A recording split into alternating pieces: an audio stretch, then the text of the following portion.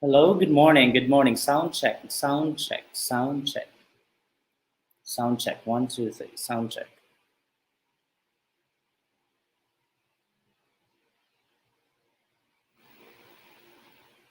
Sound check, one, two, three, sound check.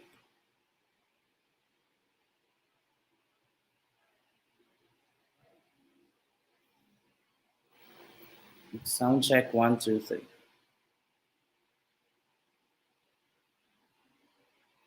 Sound check, one, two, three.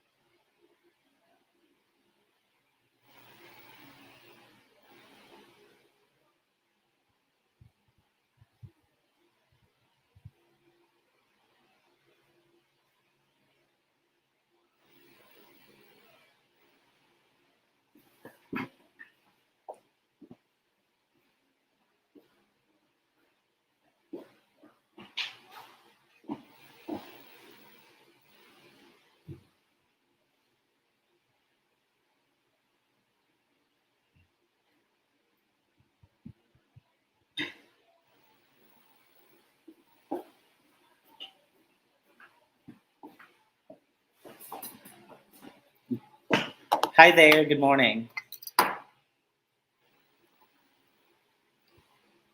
Hi there, kids, good morning.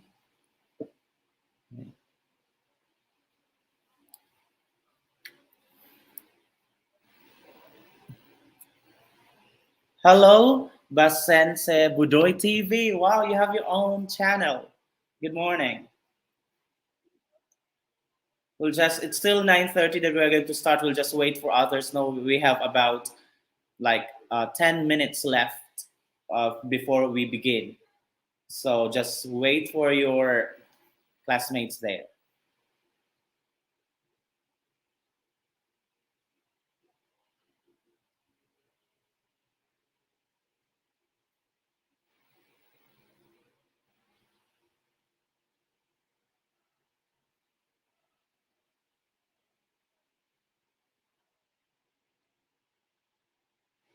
Mhm.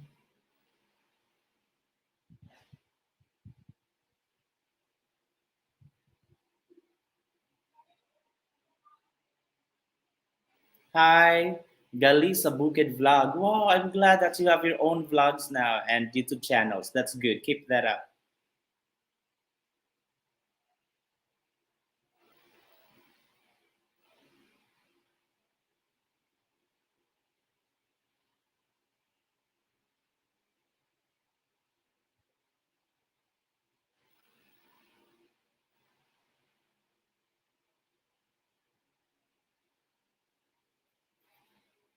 Good morning.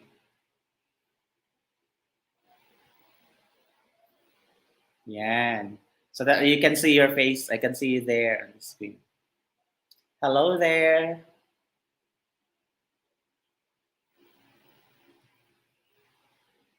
Good morning, Gali sa Bukid Vlog.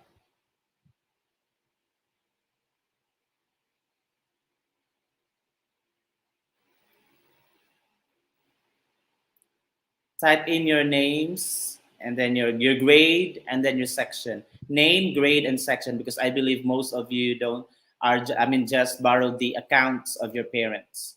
So type in your names, grades, and sections.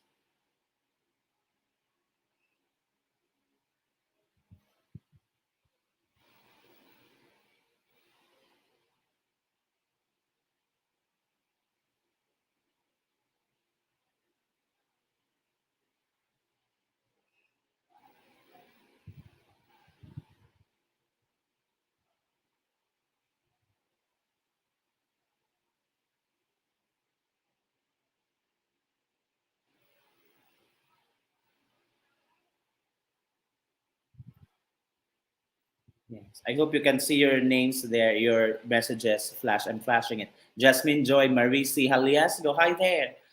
There and also hello, good morning to Charmaine Barquez. Hello, sir. Good morning. Good morning to you there also. Also to Jasmine Joy Haliasgo. She is from grade 5 Anthurium of Malaybalay City Central School there. And also Charmaine Varquez from grade 6 Aquamarine.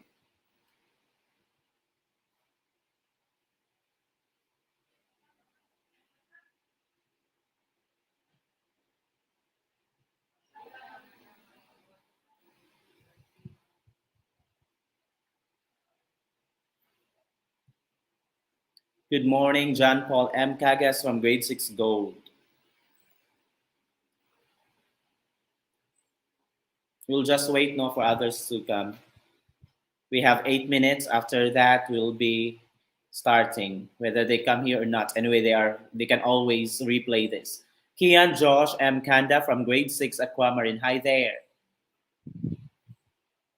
Princess Jamaica M. Jamla from what section and grade are you, Miss Jamla?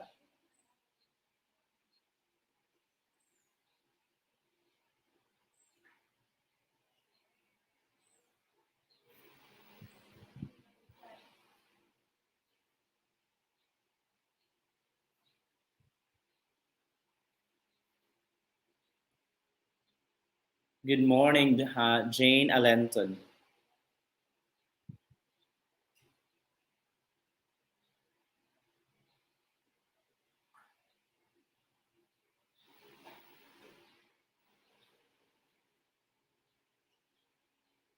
Princess Jamaica Jamla, okay, but from grade 6 Gold, thank you. Then we have Jane Cornett Allenton from grade 6 Gold. Thank you for being here early.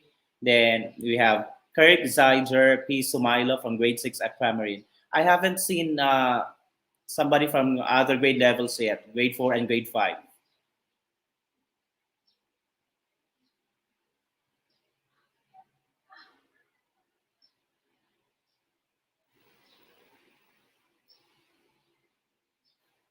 Where are the other grade levels? Tell them grade 6, please, to invite the grade 4 and grade 5 cream A and B, please, to be here. Oh, we have here, we have Althea Jade A. Hayag from grade 4, Emerald, I mean Imelda. Okay, Imelda. 15 watching now. So we have 6 minutes left before we start.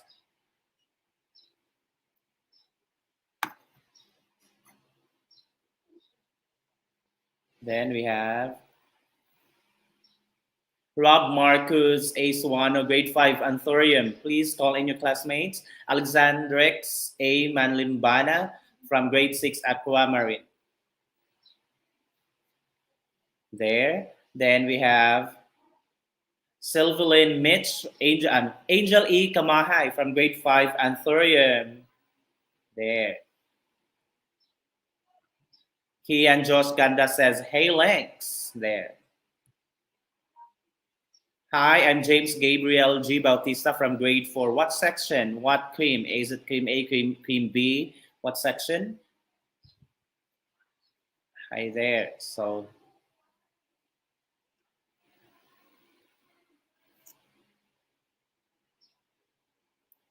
for your answers, if I have questions, you can just type in your answers there later, no? So we still have 5 minutes. We'll have to wait for the others.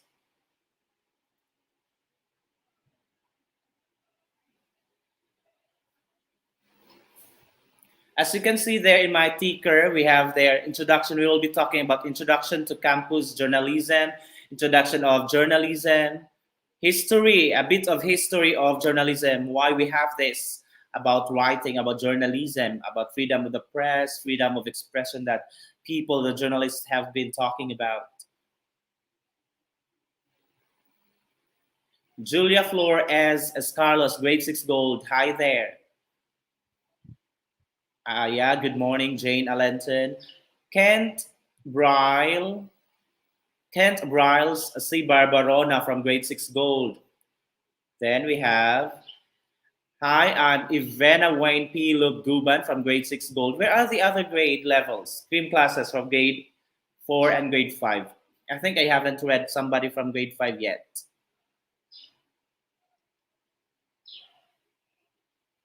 Here we have, and then we have Miss Ocularis, Ira Christina B. Ocularis from grade 6 Aquamarine.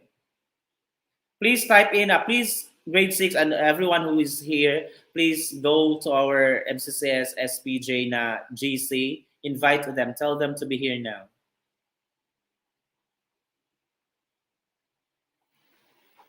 Wait, I have a parent.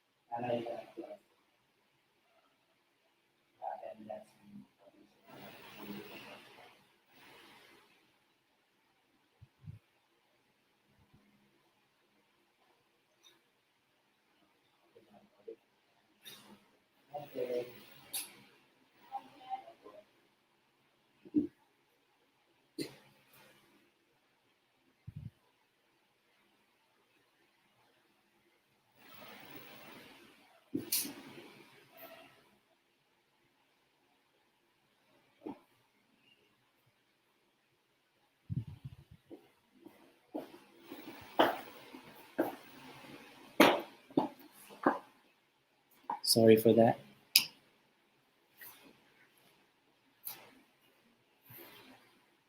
Okay, the grade 4s are here. Samantha Beatrice Baltazar from grade 4 Imelda is here.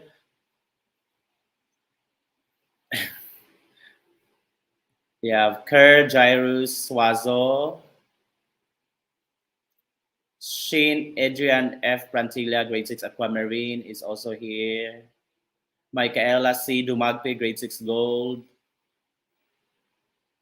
Good morning. Hi, Teacher Jerry. This is Romart. Okay, Romart P. Martinez Jr., grade 4 Leonela. Jadwiga B. Damonsong from grade 6 Gold is here with us. Hi, good morning. That's from Mary Bernadette Verde. Good morning. And Arnie Ivanes Piluguban, grade 5 Daisy. Okay. Kerr Jairus El Suazo, grade 4 Leonela. Yes, there. We will be talking about journalism, as you can read there, Introduction to Campus Journalism, a bit of history of campus journalism and journalism, then the parts of the newspapers, parts and sections of the newspaper. Then if we still have time, maybe like 10, 15 minutes, I'll teach you about a little about paragraph writing. Okay, or maybe we can move that paragraph writing in our next session before we start with news writing. Michael Angelo Basense, grade 4. Hello, sir. Good morning. This is Aliana Guno. From what section are you? Aliana Guno, what grade and section? Then we have Chloe, Isabel, B. Gaid, grade 5, Daisy. We'll try it if. Okay, wait. Okay, yeah, I know. Julia Flores Carlos, grade 6 gold. Good morning, Sergeria. Good morning there, Mrs. Carlos.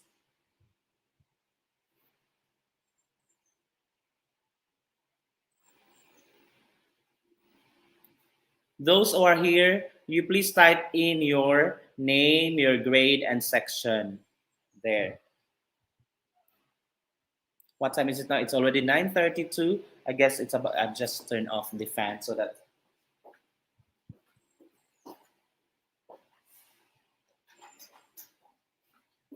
it's so noisy.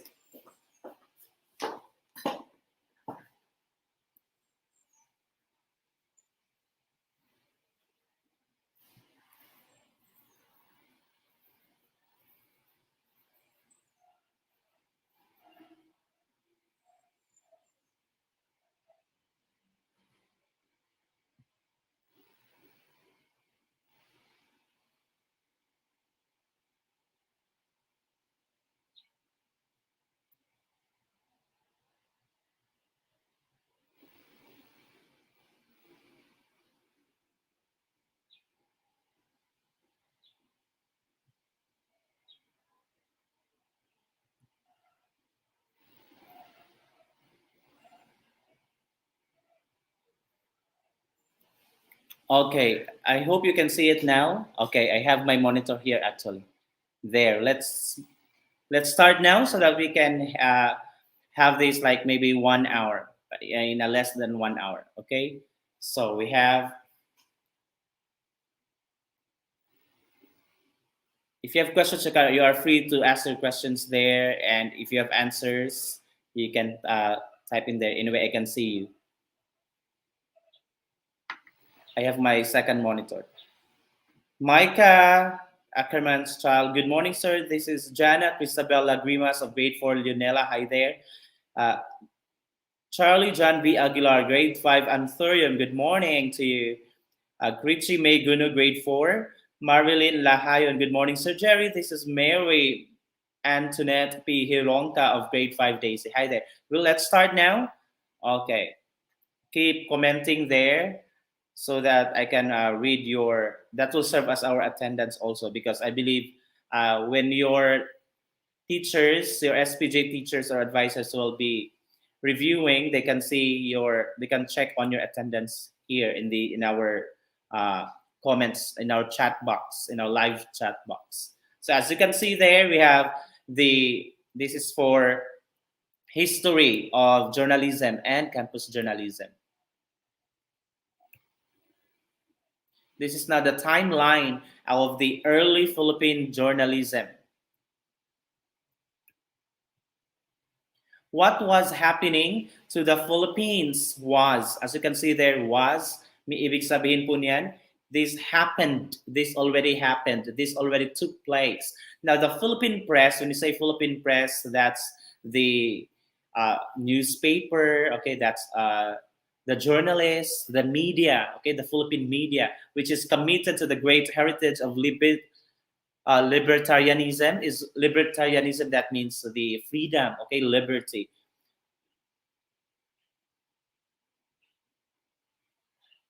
is one of the freest, liveliest, and strongest in Asia and in the world. This was before, okay? Because this happened, no? Isa daw ang Pilipinas po sa pinakamalaya ayon sa according sa pamamahayag, okay? Throughout the ages or throughout the time, it has perpetuated a formidable tradition of service, which is the fortification of our sovereign life. Yung sovereign, pagiging malaya. Yan. Noon, ako, as we can compare now, siguro, I guess I am free. Freedom of expression and freedom of the press, freedom of speech is also very evident. Malaya pa rin naman tayo ngayon na nakakapaghayag na ating mga saloobin, no? Kahit nga kontra sa gobyerno, malaya-malaya pa rin tayo. Congratulations, by the way, to Maria Ressa, who was declared as the first Filipino to win the Nobel Peace Prize for her efforts to sustain, to maintain, to fight for the freedom of the press, freedom of journalism here in the Philippines. Maria Ressa. Yan. Please have that. Whether you are a pro or anti that anti the government or anti Maria Ressa, that does not matter now because actually her fight, we in the journalism department or campus journalism, we are very proud of her achievement. Okay. Now we have here who is this guy here in my in our screen. We have there. He is Tomas Pinpin. Okay, who is it? Tomas Pinpin. Please take note. Also, take note of this because anyway, after my talk here, I'm going to be sending the slides or the link only of the slides. Okay, because this is part of your exams in history in the quarter test. I mean, in the summative test, we have this. I'm going to give the exams later, no, within this week to your SPJ teachers. Tomas Pinpin. Who is Tomas Pinpin? He is the father of Filipino printing. Siya po ang ama ng pag-imprinta, okay, ng production. There. Please take note, or if you can screenshot po, okay? Then he learned the art of printing from Father Francisco Blancas de San Jose, from a priest, okay? Francisco Blancas de San Jose. That's Tomas Pinpin. Siya po ang ama ng paglilimbag, okay? There. Now, here in 1637, the early years of the publications, ano ba ang mga unang naging pahayagan, unang naging newspapers ng Pilipinas? Okay? We have the Successos Felices, that's in 1637, napakatagal, napakatanda, napakaluma na po nito, no? Kasi nga, we are going back to the history. Okay? Bumabalik po tayo sa kasaysayan sa nakaraan ng campus journalism ng ating mga pahayagan. Yan, ano ba ang nilikha? What did Tomas Pinpin publish? Ano ang una niyang gi-publish? Okay? Yan ang tinatawag na Successos Felices, published by Tomas Pinpin. Who is Tomas Pinpin again? He is actually the father of printing, Philippine printing. First Philippine newspapers. Ang unang newspaper po ng Pilipinas ay ang Successos Felices that antedated public occurrences both foreign and domestic for 53 years. Yan, ang Successos Felices. Please take note. There. Then we have Hojas Volantes in 1799, which was distributed for mass readership in the Philippines. So, ibig sabihin po niyan, ang Successos Felices na distribute siya, pero hindi masyadong marami ang nagawa at siguro konti lang, tapos iilan na ang nakabasa.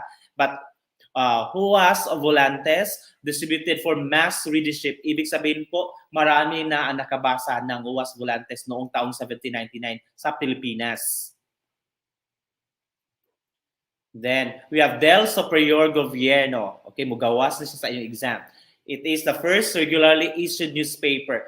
So, ibig sabihin po, yung 1799 na Hojas Volantes, siguro, paramihan ang paggawa, ang paglikha, ang pag-imbag, pag-imprenta, but hindi siya nag-last long, okay? Hindi siya nagdugay ang yung publication na yun, yung newspaper yun na nagawa ni But itong Del Superior Gobierno noong 1811, siya ay regular. Okay, pag sinabi po kasing regular, siguro weekly, monthly, regular siya nga gumagawa.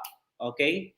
It was edited by Governor General Manuel Fernandez del Folgueras. Panahon na ito ng mga Espanyol. Yan.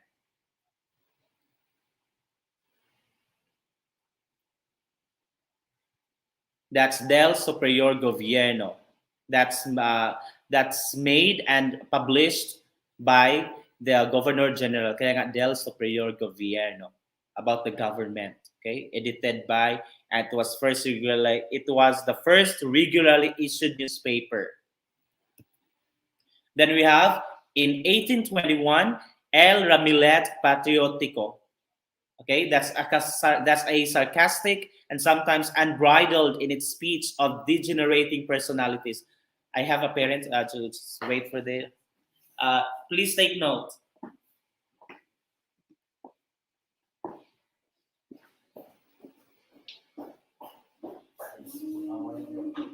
Can I have that? Bisa na asal.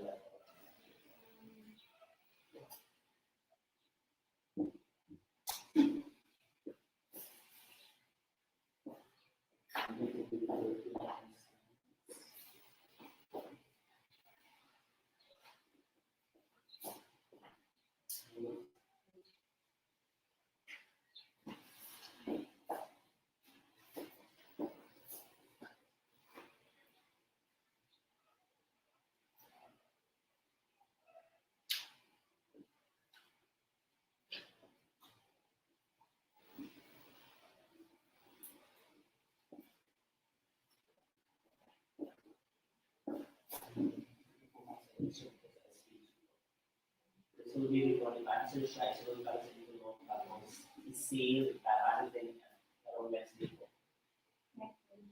Next Wednesday. Tapos ito, let's say kung mga bago ang video, para sa special.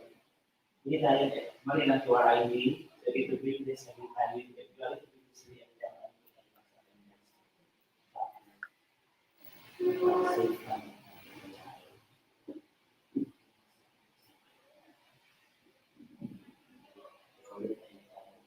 okay, alright.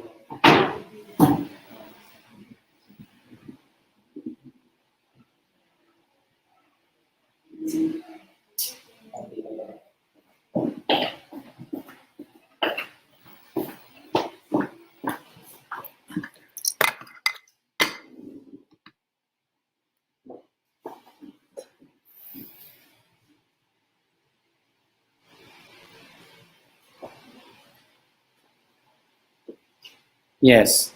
Then once after you screenshot your you must you may share your screenshot to our MCCS SPJ, no, so that others can also have their reference, something to study about.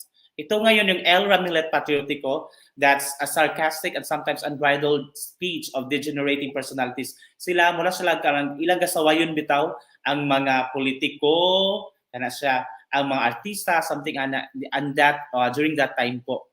So mula siya ga opinionated, okay, sarcastic, ana siya.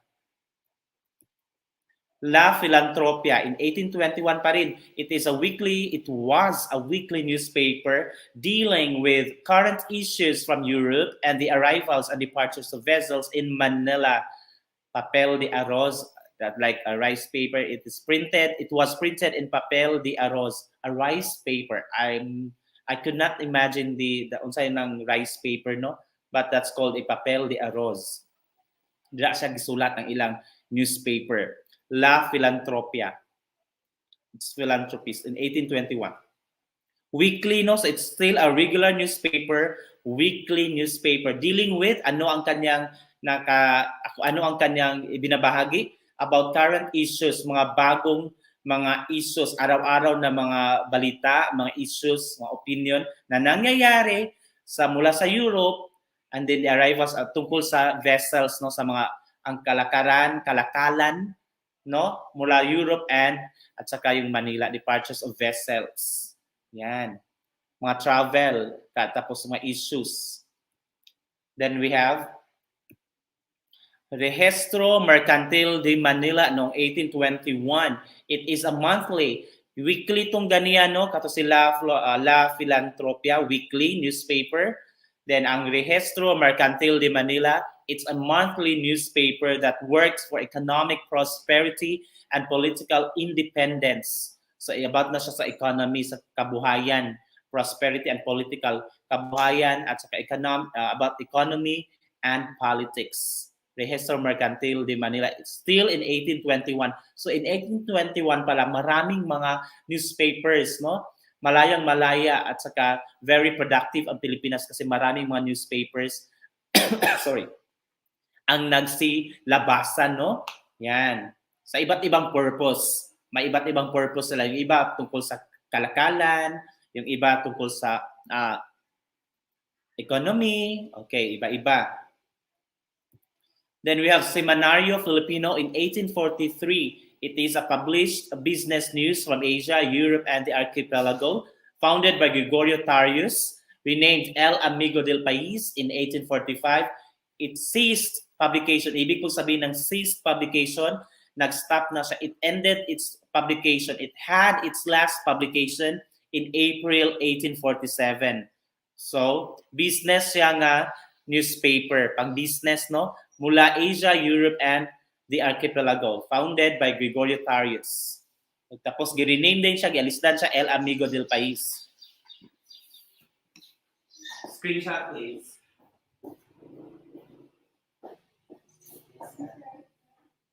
Ikaw kung hapon ba?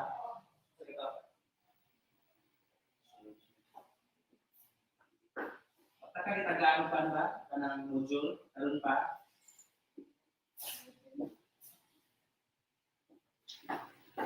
Naigo naman ka naguli gahapon ba?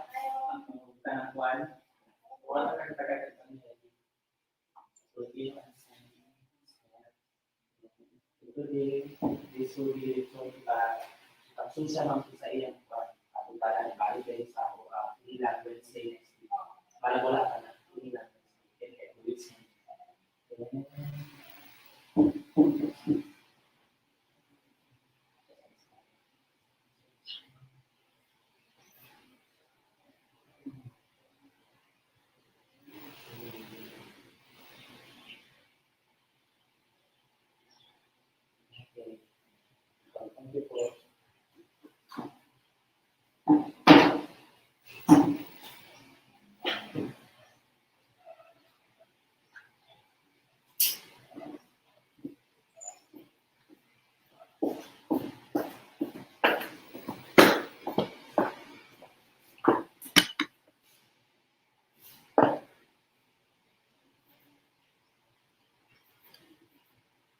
Yan.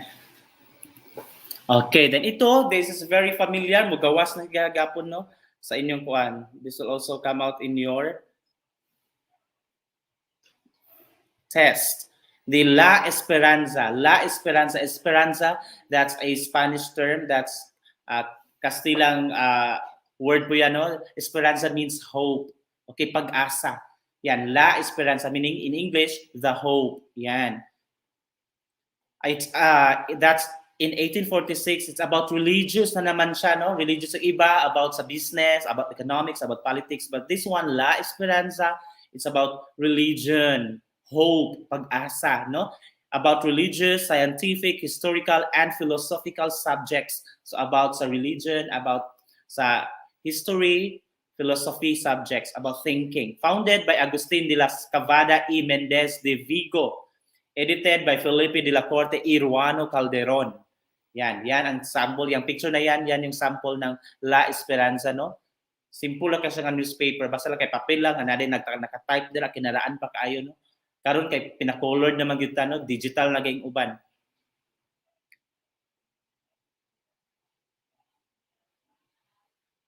Yan.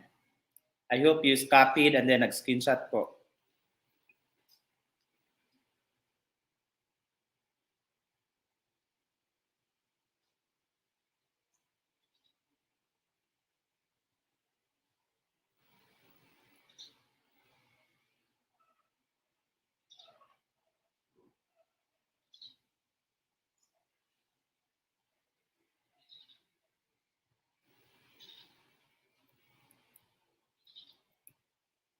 Next, we have in 1859, Ilustración Filipina. It opened a new era in the history of Philippine journalism. Why? It opened a new era. Nagbukas pa ito ng bagong pinto, bagong panahon para sa kasaysayan, no, ng Philippine journalism. It was founded by Agustin de la Cavada pa rin, E. Mendez de Vigo. It ceased publication, natapos po no, na hinto, na-stop. Yung last publication was on December 15, 1860. So from 1859 to 1860, kumulang 1 year lang po siya nag-publish ng newspaper. So wala siya nagdugay, no? Yan si Ilustrasyon Filipina. I believe that's about sa mga babae, no, kababaihan siguro iyang topic Ilustrasyon Filipina. Next, we have El Catolico Filipino in 1862. It was founded by Father Pedro Pilaez. Familiar ang ngalan na Pedro Pilaez, no? Father Pedro Pilaez. Published by Father Mariano Sevilla. Kini siya nga mga pari, if you can have your AP bitaw no, sa inyong araling panlipunan about man sa panahon na nilang Bonifacio, nilang Jose Rizal. Kini siya nga mga times sa kuan ni siya sa katong pag-away-away na bitaw kato siya. Mao ni siya nga mga morning familiar ni nga mga pari. It's El Catolico Filipino, founded by Father Pedro Pilaez and published by Mariano Sevilla. It was the first religious newspaper in the country. Yan, ang kauna-unahang religious newspaper na payagan, no, about sa religion sa Pilipinas. Yung iba kasi yung kanina, we talked about religious, but they did not, ito kanina, like itong sa La Esperanza, it's religious, but it was, dili good religion lang gid ang focus. Nag-focus po siya about scientific, historical, and philosophical subjects. But itong si El Catolico Filipino, it's purely religious. Why is it purely religious? Kasi nga, ang gumawa, ang nag-publish, ay ang mga pare, no? Si Father Pedro Pilaez at si Father Mariano Sevilla.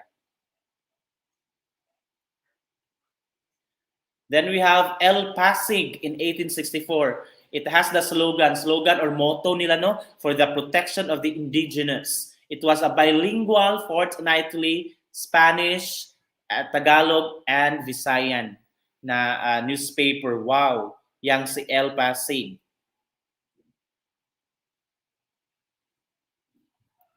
We have there El Pasig in 1864, for the protection of the indigenous. Ibig sabihin mga indigenous people, no?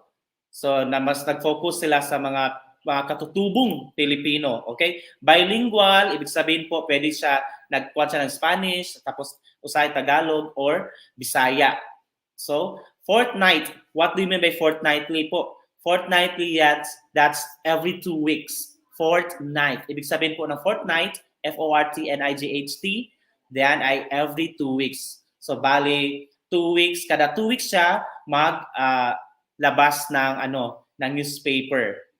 Tulad ng para ma-imagine yung fortnight or every 2 weeks, kini atong like how we do our modules bitaw kini pag-distribute sa modules, di ba? Your parents are coming here this week, magkuha sila karon, then 2 weeks pa dahil sila magbalik sila. Samo sa grade 6 man ang among style sa grade 6. I don't know with the grade 4 and grade 5 na mga teachers. I knew ako how you distribute how often they distribute the modules. For sa grade 6, every 2 weeks na among pag-distribute. So fortnightly ang amua, okay? Kasi yung iba monthly, yung sa ibang newspapers kanina, no, monthly, yung iba weekly, kini siya every 2 weeks. Okay? Then we have in 1865, El Porvenir Filipino. It was the first Filipino newspaper to publish 2 editions daily. Wow! Habang yung iba weekly, monthly, 2 weeks, okay? Fortnightly, kay siguro sa kwarta, sa unsay isulat, madugayan sa pagsulat, pero kini siya very good si El Porvenir Filipino kasi nga daily, not just daily. It's 2 editions, dalawang versions, dalawang newspaper ang napapalabas nila every day. Wow, that's an achievement really. Kita nga dito sa MCCS atong The Zephyr at saka yung Kalamag, yung Zephyr natin, once lang magganita every year. Isa lang ang newspaper po natin tapos yung natin, yung school paper every year. Once a year. Itong sa El Porvenir Filipino, siguro very good kasi sila kahanga-hanga po ginawa nila kasi in one day, dalawang newspapers ang ma-release nila. I mean, ang nai-release nila. It's dedicated to the defense of moral and material interests. So moral, parang religious pa rin siya, para siyang ESP, no? It's about values education. It had a short life because of its lack of unity. So, kadua sila maka-release, maka-publish ng newspapers in a day, but short life lang. I don't know. I have no idea until when lang sila, no? Siguro mga wala agad din sila nag-abot og 1 year. It had a short life because of its lack of unity. Unity kasi nga, siguro yung mga writers nila, yung staff, nag-away-away siguro, yun. Oh, nakikichismis din, no? Then we have in 1877, Oceania Española, the most appreciated and most authoritative newspaper in the islands because of its serious articles. Wow, Oceania Española. Pinaka gi-appreciate ko no, pinakahangaan na newspaper and authoritative po din siya no in the islands is archipelago because of its serious articles. So ayang ang mga articles marahil ay about sa mga politics, about sa mga bagong mga issues. Yan napapanahon ng mga issues which are serious no, siguro more on kuan sila, more on news page, more on news article and then editorial kay serious man yun siyang editorial. Okay?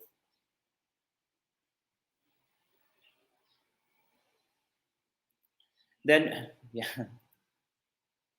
Then we have Revista Mercantil. Yan. It published 2 editions daily. Oh, ito rin daily pa rin, 1 in English and 1 in Spanish. Okay. Yan. Daily pero ang language lang naglahi no.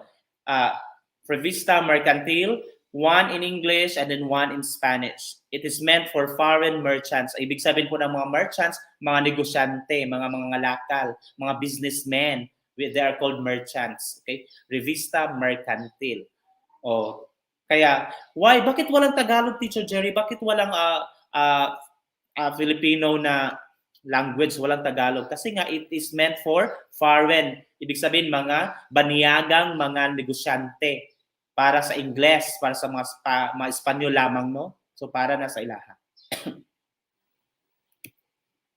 Then we have El Comercio in 1869. Pag sinabing mercantil, about sa gapon sa mga business, no, mga negosyo. Pati rin si commercio, about commerce, negosyo pa rin yan.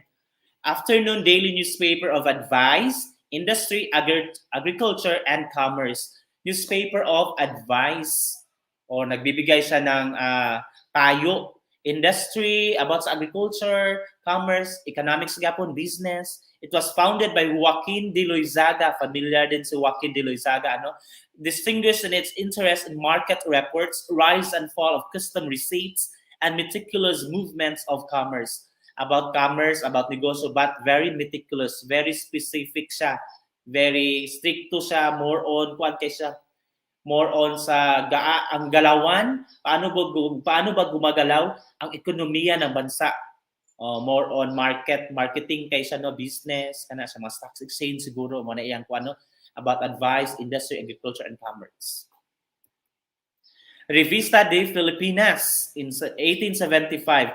It represented the spreading literary, scientific, botanical, pag sinabi pong botanical, sa kuana siya sa mga tanong, no?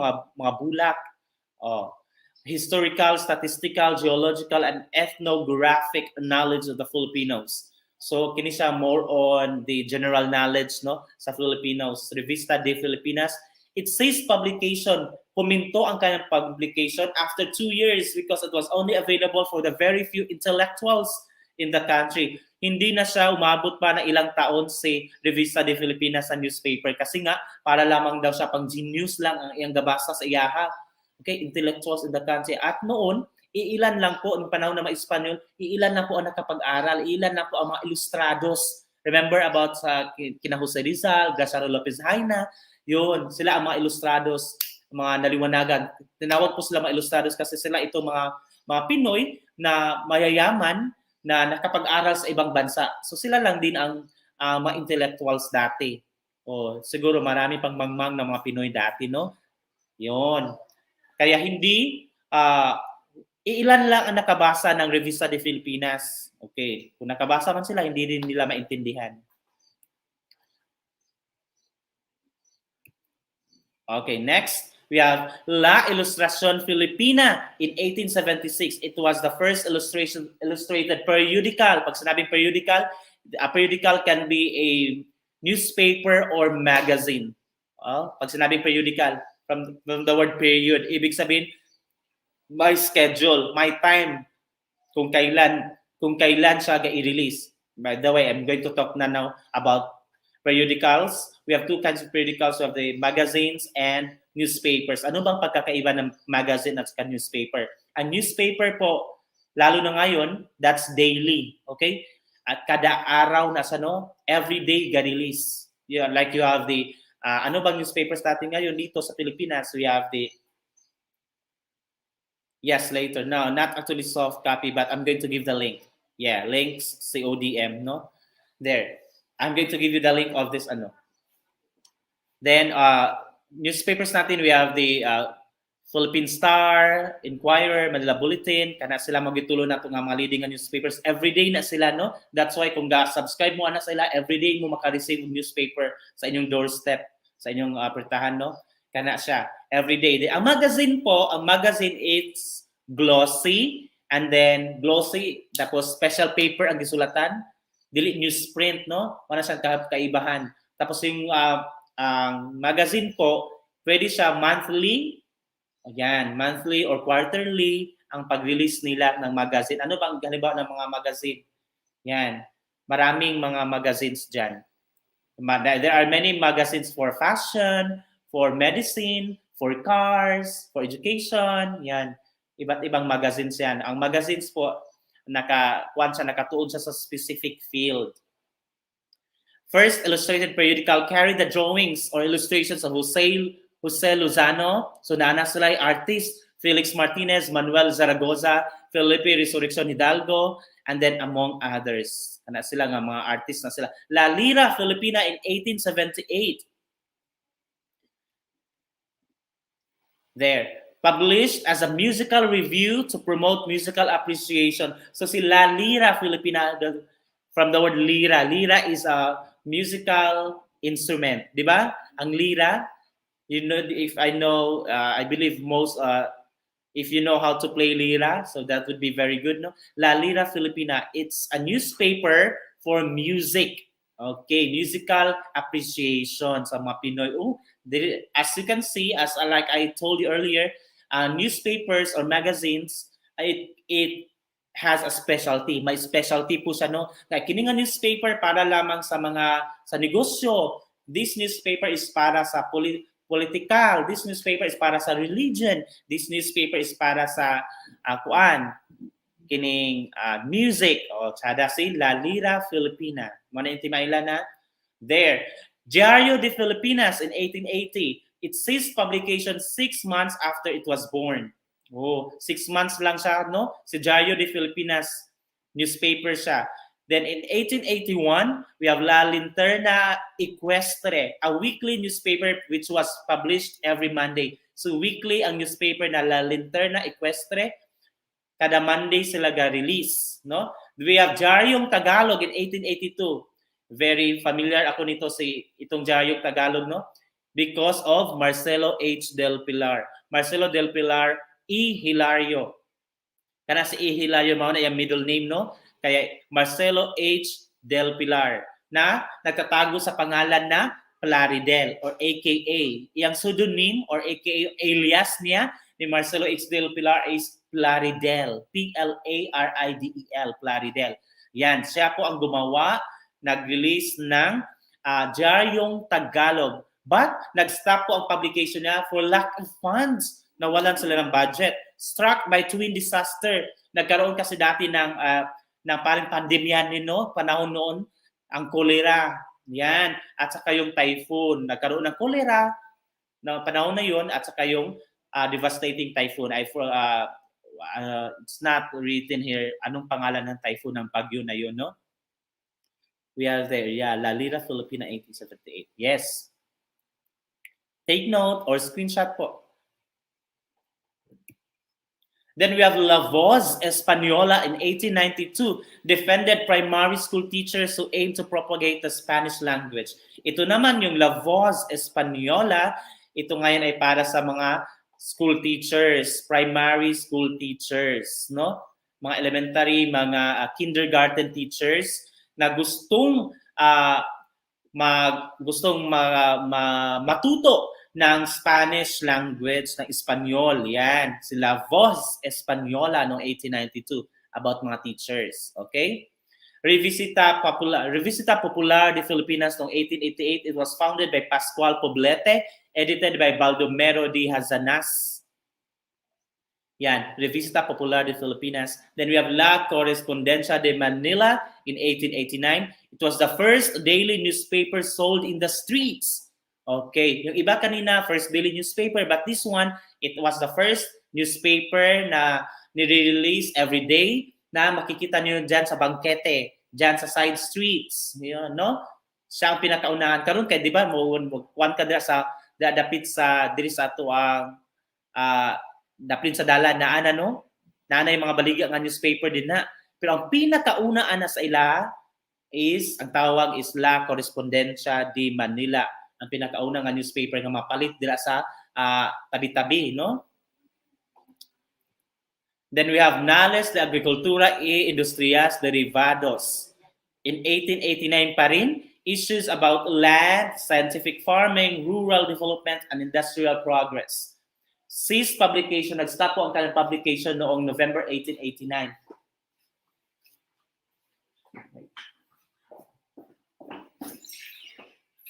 Yes, ma'am. Wait. Tahu-tahu kan di ating mga paggawa din kini ako sa doon sa mga dalos. Kaya pa na. We don't have to. Yeah. Balik ni Wednesday kung next week, ma'am. Kahit wala kang mga modules, wala kang sikarahan. Thank you. Thank you po. Wala lang guys. Surprise. Salamat po. Yay! Love po. There. I'm back. Yes. You have there Samantha Cuzette, Arsale, grade 6 gold. Okay. There. Nales de Agricultura y Industrias Derivados para unsa na po din nga newspaper. It's about land, about sa mga kayutaan, no? Scientific farming, about agriculture, rural development, and industrial progress. So about agriculture ni siya and about industrial progress. Then, but it stopped its publication in November 1889. So wala siya nagdugay gapon, no? Ano kaya hindi gadugay ang mga newspapers dati? Kasi kini mga times po mo man nga dili pa kaayo kuan ang pamamahayag ang iyang murag dili pa kay tanggap no kay kung panahon sa una na bay mga Espanyol nga masuko sila magkabalo sila nga naay nga newspaper agoy ikuan dayon ipa-stop dayon kay against lagi sa gobyerno murag ana. That's why we have El Ilocano. Of course, this will be about Ilocano, no? El Ilocano, published in Spanish and Ilocano. It sowed seeds of rebellion against Spain. Oh, ito na pala sa El Ilocano ang nagkuan na siya, nagsugod-sugod na siya og kanang kuan. Iyang ipangsulat dira against, no? About a rebellion, no? Pag-aalsa laban sa mga Espanyol. Okay. Siguro, published in Spanish and Ilocano, pero nasa siguro ang Spanish niya nga newspaper nga version is very good kaayo. Siguro ila itong gi-appreciate kay nila ang mga Spanish, no? Pero ang mga Spanish, di man sila kasabot ng Ilocano. So, natin sa Ilocano din nga version nila about na to nga mga unsay mga plano guro nila, mga unsa na yung mga gidaot na nila guro ang mga Espanyol, mga Kastila sa Ilocano nga language, di man kasabot ang mga Espanyol. So murag ana, very good, very bright ang mga Pinoy. They actually spread KKK doctrines. Ano yung KKK? Ano yung ibig sabihin ng KKK? Kataas-asang kagalang-galangang katipunan ng mga anak ng bayan. O KKK yung sino ang nagkuha ng KKK? Si Andres Bonifacio, no? Ang tawag sa kanya ay si Supremo. Yes, ang teaching English. So, remember pa ko sa atong history, no? Yan, about KKK. But it stopped its publication in 1896 because of the revolution. Yun. Nung nangyari na nga yung revolution. Then we have Boletin Oficial Agricola de Filipinas in 1894. It was a monthly newspaper. So newspaper siya pero kada bulan siya, no? Para dili kay sa kuan, siguro maglisod sila kuan. Kini siya nga mga times murag kahuman na ni ang mga bago panahuman ang revolusyon, no? Among its writers was Manuel del Busto. Sino ba si Manuel del Busto? He was a very competent individual about agriculture, about sa agriculture, pagsasaka, ang kaniyang kuano. So you have the agriculture pa rin yan. El Consultor de los Municipios in 1894. It was founded, edited, and published by Manuel Artigas. Fortnightly, ano ulit yung ibig sabihin ng fortnightly? Kada dalawang linggo. Every 2 weeks yung fortnightly periodical. Dedicated to the protection of municipal interests. So mga municipal, mga munisipyo, no? El Consultor de los Municipios. Yan. El Municipio Filipino in 1894, founded by Isabelo de los Reyes. Familiar sa ako sa Isabelo de los Reyes. Publication in Spanish and Tagalog. It was a publication both for Spanish and Tagalog. It deals with legislation and jurisprudence about mga batas. Yan, sa El Municipio Filipino, about sa legislation, about sa mga batas, no? Yan, mga laws. Yan, Jamaica E. Tagibe, grade 6 gold, hi there. El Resumen in 1890, first popular newspaper in the country that sponsored about patriotism, published in Spanish and Ilocano pa rin, si El Resumen. Yan. Very popular siya kasi siya about sa patriotism, pagmamahal sa bayan. Yan. Founded by Pascual Poblete and Baldomero de Hazanas. Na sila ganyan, no? Si Pascual Poblete and Baldomero de Hazanas. Siguro na status sila, din ibalik din na po sila. El Liliputiense in 1890. It was published by young men of 14 to 18 years old. Wow. Yan. Pero kanang picture dili na siya mao, no? Sa lahi mag Game of Thrones siguro na siya unsa na siya nga salida. Dili na siya mao si El Liliputiense. What do you mean by Liliputiense? I believe in English, if we are going to translate this in English, according to my knowledge, that's El Liliputiense. That means the Liliputs. Liliputs. Ibig sabihin po from the word Liliput meaning the little people. Okay? Little people. Mga duwende. Mga gagmay mga tao. Nga unsa tawagan sila gani sa ato And this is from that book, The Liliputs. Gulliver's Travel. If you have read about that novel about Gulliver's Travel o nakakita mo na nga salida, Gulliver's Travel is about a normal person murag na he got lost somewhere in an island. Pag mataday niya na yung mga gagmay mga tao gihikot siya, something ana, mga the dwarfs, no, mga gagmayng tao, liliputs. Then gihikot din siya. Basta that's the story about Gulliver's Travels. You have to watch that or read that book po. Yes. Why is it called El Liliputiense? Because ang gumawa po niyan ay mga kabataan, children aged, mga teens, no, mga young people, mga teenagers, so 14 to 18 years old ang gumawa. Kaya it's called El Liliputiense. The youth, okay? El Municipio Filipino in 1894, founded by Isabelo de los Reyes. Tapos na yan kanina. Pedro Grizard. It's a satirical publications. Pag sinabi po kasi satirical, ironic, okay? Gapang-away ni siya, satirical, satire, okay? Gapang-away, it's the opposite of what it means. If you have your figures of speech about irony, about satire, yan, satirical publications. Pang-pilosopo, kamurag vice ganda nga style bitaw sa pag-joke, yan, pang-pilosopo, satirical publications. La Semana Elegante in 1884, Manila Alegre in 1885, and El Cenife in 1894. Mo ni sila mga satirical publications, example, ana nila. Hi there, Rian's May, R. Ompok from grade 5 days. Patnubay ng Katoliko in 1890, edited by Reverend Father Mariano Hill. Familiar say Father Mariano Hill. First newspaper published in Tagalog. Contains articles on tales, morality, lives of saints, and other miscellaneous articles. Yan. It's a newspaper about sa mga Katoliko. Kasi nga tayo noon, ang Pilipinas ay, we were a colony of this Spanish regime, no, mga Espanyol dati. Tapos yung unang mission talaga ng mga Espanyol, ng mga Kastila dati ay ipalaganap ang ang kanilang relihiyon, no? Ang Katolisismo, ang Kristyanismo. Kaya yan, ito ang gumawa si Padre Mariano Hill ng Patnubay ng Katoliko, yan ay newspaper niya sa Tagalog. Pliegong Tagalog in 1896. Yan, ang author niyan, ang writer niyan ay si Juan Ataide.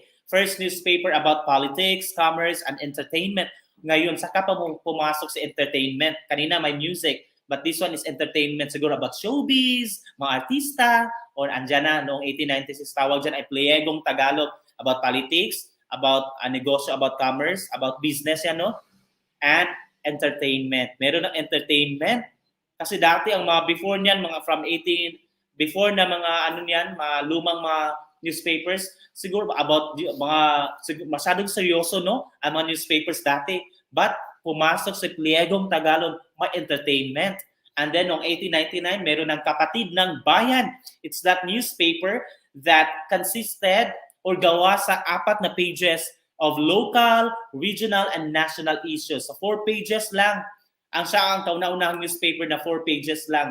Yung Kapatid ng Bayan noong 1899.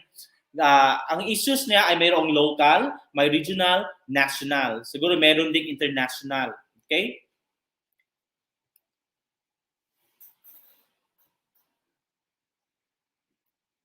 Yan, tapos na ako dyan.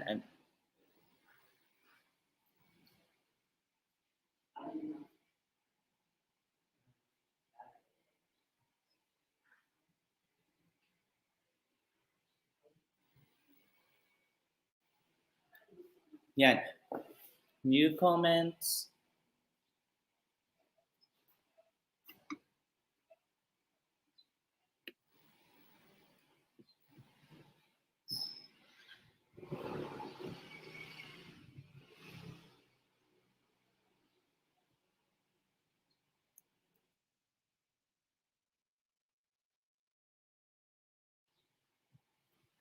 Yes, then after that, I'm going to, ando naman to sa mga campus journalism. Madali lang itong campus journalism, no? What time is it? It's 10:18.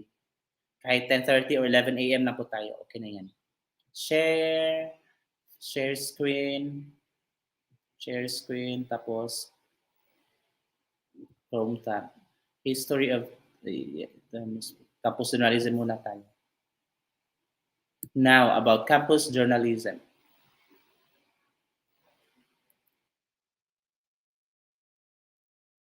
Yan.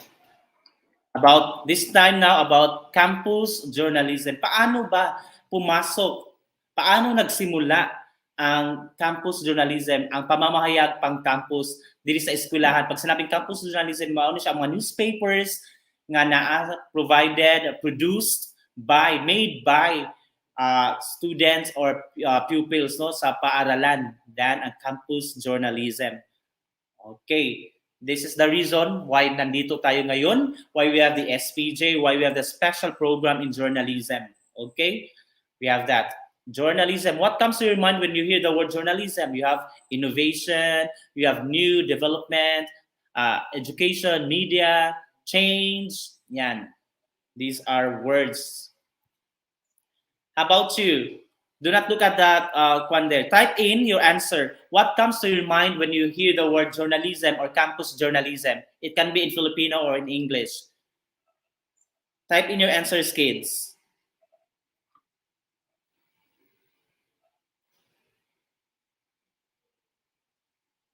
I'm waiting for your answers. What comes to your mind when you hear the word journalism or SPJ or special program in journalism or campus journalism? Hi there, nobody's answering yet. Type in your type in your answer. Bakit po gitin?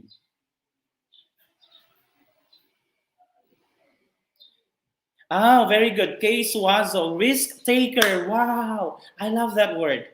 Because as a campus journalist, you should be brave enough. You should have the courage, no? Kasi nga hindi mo alam, marami pong mga hindi naniniwala. Dagang kakaaway basta journalist ka. Di ba nga? We have there, Killen Winen News. Kian Josh Kanda News. Bassett's Michelangelo Vlog News. Lloyd Miasco News. Chloe not found. Type of news, Samantha Beatriz Baltazar news. News about the country, very good, Charmin Marquez. Selmari Cagas news. Keep your answers coming kasi I have a event. Yes, for. Thank you, sana. Ano po?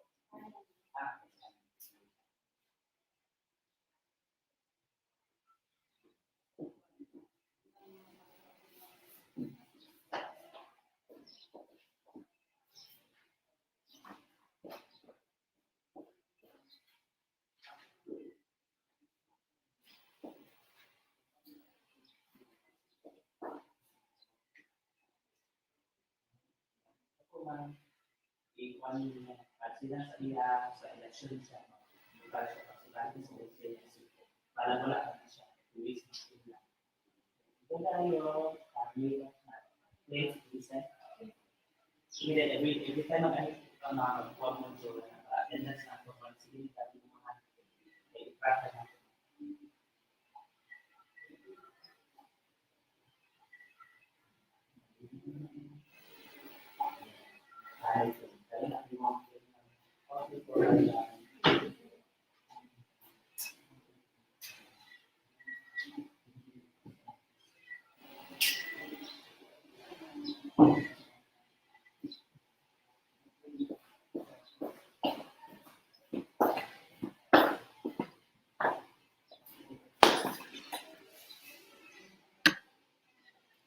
Ayan. So I'm back. We have news about the country. Charmaine Marquez, Salmari Cagas says news, newspapers, news, innovation. Okay, news.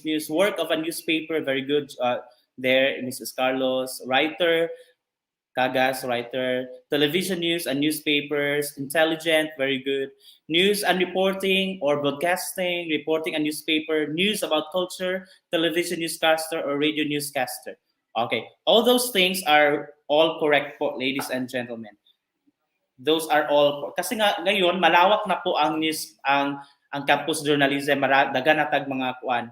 Daga na tag contest no. Sa una kay about sa news writing, about ra pag kanang feature about editorial, then iabot din si science writing, niabot si copy reading headline writing, niabot si broadcasting, radio broadcasting, niabot si online writing, kana siya, niabot si collaborative publishing or kini paghimo og newspaper nga 4 pages. So gadagan ang contest sa SPJ sa campus journalism. There. Now, what is Campus Journalism Act of 1991? Please take this down. Ang Campus Journalism Act of 1991, what is this act all about? Pag sinabing act po siya, yan po ay batas. Okay? O Republic Act 7079. Yan po. Ang Republic Act 7079, yan po ang tinatawag na Campus Journalism Act of 1991. Ang buong title niya talaga ay An Act Providing for the Development and Promotion of Campus Journalism and for Other Purposes. It's about campus journalism na nasa batas po ito, okay? Kaya nga bawal po nga dili ta magbuhat ani nga bawal na magpapatay-patay lang ta, bawal na hindi tayo mag-action ani because this is a batas. Mapapulasahan po tayo na ang Nalaypalay City Central School, si Teacher Jerry being the coordinator or advisor ng campus journalism ay walang ginawa. Yan. Para matuto ang ang kabataan ng campus journalism about sa pamamahayag. So kinsa na lang din ang maging susunod na Noli Cabayan de Castro, na maging Corina Sanchez, Karen Davila, Maria Ressa, sino pa? Tony Gonzaga. But actually, Tony is not actually a journalist, no? She's an artist. I had din siya nagkuhan. Yan. Sino pang mga sikat? Now, this time, bigay kayo na pangalan ng mga sikat o iniidolo ninyo na mga, na mga broadcasters, newscasters, mga journalists. Sige, magsulat dyan ng pangalan. Magsulat na makilala ninyo na mga sikat na mga, not just influencers, sa iba po yung mga vloggers, influencers, kasi sikat lang sila but iba yung content nila. Ang sinasabi ko po, isulat yung pangalan ng mga journalists, broadcasters, newscasters, mga taong nagtatrabaho sa media. Yan. Yeah, pwede din sa radyo, pwede sa newspaper, pwede sa TV. Yan. You have? Oh, yes, si Jessica Soho. Very awarded. Marami nakatanggap po si Jessica Soho na napakaraming mga awards here and abroad. Yan, ang KMJS. Sino pa? Thank you, Zian. Ano, sino pa? Noli de Caso sa Kabayan. Noli de Caso, no, siya yun ang nagsimulaan ng TV Patrol. Yan, siya ang yung magandang gabi, bayan. Yan. Ano pa? Sino pa? Elvis Macas. I'm not familiar. Could you educate me with that? Sino ba sa Elvis Macas? I'm not familiar. Atom Araulio. Okay. And then, give me the ano po, pangalan ng mga taong kilala ninyo or iniidolo ninyo. Rafi Tulfo. Yeah, the Tulfo brothers. Tatlo po yan sila, no?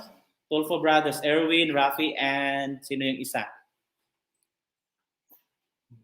Sino pa? Marami pa. Karen Davila.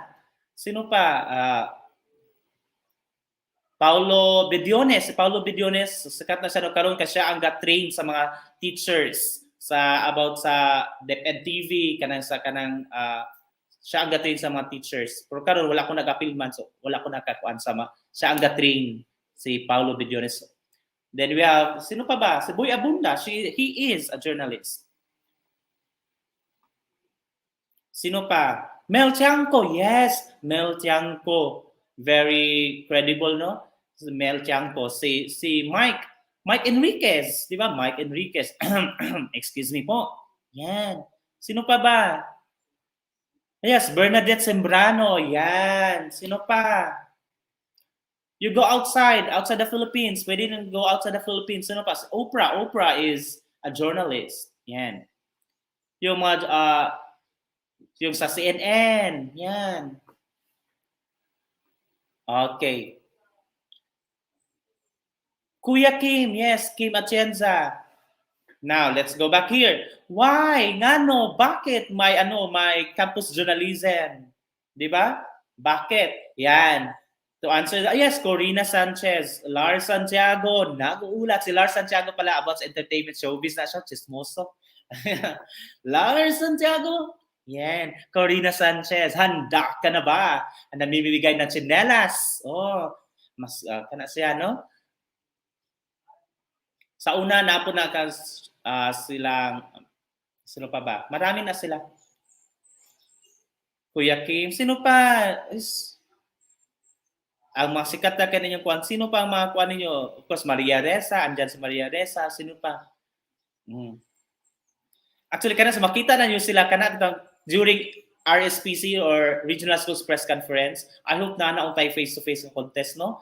Dili lang online, dili lang digital, dili lang virtual ang contest. Kaya actually, ang mga speakers mga sikat nga mga kuwan. Para sa itong katuna, if I believe, kung naunta dili karon si Luke Bernaldez, if he's here, ang speakers na mo ato, ang guest speaker kahit ko si Howie Severino. Howie Severino, work na siya sa GMA, pero daga na siya mga buhat na multi-awarded gapo na siya. Okay. Katupong sa una, katong na NSPC, we were at Tagig ata to. Lahi po ang nag-speaker, si Maria Ressa. Yeah, Tara David, very good. Tara David. Sa The Notebook documentation na documentary na iyang for iyang specific iyang field si Maria Ressa actually I saw her and heard her personally na nakita ko na ko siya tungod aning campus journalism kining NSPC or National Schools Press Conference. Kaduwa na ko nakakuha na sa NSPC 2014 ata to sa Taguig siya ang speaker na din ng mga artista, mga singers kana silang Julian San Jose kinsa pa to mga artista nga mag-speak po. Pero ang speaker ato kasi Maria Ressa. That was the first time nakita na ko siya. I was so amazed and in awe, no? Na-struck a very intelligent woman. Kato siya murag kakuan pa to siya adto. Wala pa to mga issue against sa iya nga kaning panahon na against kining ilang Duterte nga kuno kato nga time idol ka siya nako that last 2018 o 2017 dayon katong diri sa 2015 dayon diri sa BSU nga gym katong Regional Schools Press Conference ka ana goes kay ang balay-balay ang atong division ang nag-speaker dayon sa Regional Schools Press Conference kay Maria Ressa again. Nana din to, bungga kay to. Kadua ko nakakuan sa iyaan ka Maria Ressa. Oh yeah, Vicky Morales. Sarah Geronimo. Sarah G is not a journalist po. Ted Filon. Yes, sino bang hindi makakaalala kay Ted Filon? Yan. Balik tayo dito. To uphold the freedom of the press even at the campus level. Freedom of the press po, kalayaan no sa pamamahayag kahit sa paaralan. Okay? Kasi nga ang mga bata may boses, okay, may opinion tungkol sa mga issue. Okay? To promote the development and growth of campus journalism as a means of strengthening ethical values, encouraging critical and creative thinking, and developing moral character and personal discipline of the Filipino youth about development and growth of campus journalism para sa discipline pa rin, no? Sa Filipino youth, morality, personal, pagka makabansa natin, no? Mike Enriquez, Ted Filon, Boy Abunda, yeah. Terminologies we have, of course, you know what a school means, yung school student publication, student journalist. Student publication, yun yung school paper natin. Yung sa atong student publication is the official student publication of Malaybalay City Central School. Anong tawag? Anong pangalan ng ating pamamahayagan na ating newspaper sa Malaybalay City Central School sa English? Anong tawag dyan? Type in, magawas na sa exam, ang ngalan sa ating newspaper sa MCCS. Unsay tawag sa atong newspaper sa MCCS? My God. Unsay pangalan mo gawas sa exam?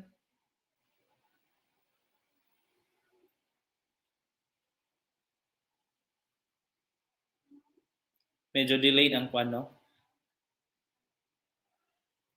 Yes, very good. Charmaine Barquez, the Zephyr. Okay, for how many years? Dili ako na pangalan ng Zephyr, no? Even before pa ko, estudyante pa ko this Malaybalay City Central School grade 6, Zephyr na ko'y tawag ana. Kato mga daan ng mga teachers, Zephyr. Okay, Zephyr means, ano ibig sabihin ng Zephyr natin? Zephyr means a soft, gentle breeze. Ita-type ko po, Zephyr means soft, gentle breeze. Hangin siya, no? Pero dili hangin nga murag bagyo. Gentle lang. Zephyr means soft, gentle breeze. Yan. Yan si Zephyr. Careful of the spelling. Z-E-P-H-Y-R. Zephyr. No fear. Ana. So, I miss, gibingan ako train ng mga bata sa atong broadcasting, collaborative. Yan. Zephyr means soft, gentle breeze. Sa English na but this year, para natay kauban na sa Filipino, it's okay, Colgate toothpaste. Wow, what a nice name. Then, for Filipino, ang atwa is kalamag. Kalamag. Ang kalamag. Mano sa atong Filipino nga ano? MCCS Filipino newspaper natin. Sa English, it's Zephyr Filipino newspaper. Okay.